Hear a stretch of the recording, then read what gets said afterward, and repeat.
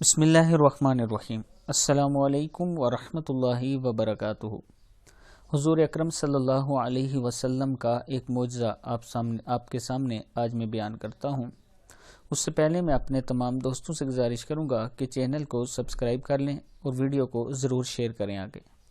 تو سٹارٹ کرتے ہیں آج کا لیسن۔ بسم اللہ الرحمن الرحیم۔ ام سلمہ رضی اللہ تعالیٰ عنہ فرماتی ہیں، جس دن آپ صلی اللہ علیہ وسلم نے اس دنیا سے پردہ فرمایا، اس دن میں نے آپ صلی اللہ علیہ وسلم کے سینہ مبارک پر ہاتھ رکھا تھا۔ اس کے بعد ایک زمانہ گزر گیا، میں اس ہاتھ سے کھاتی رہی اور دھوتی رہی، لیکن میرے ہاتھ سے مشک کی خوشبو ختم نہیں ہوئی۔ کتاب کا حوالہ یہ نیچے موجود ہے، آپ دیکھ سکتے ہیں۔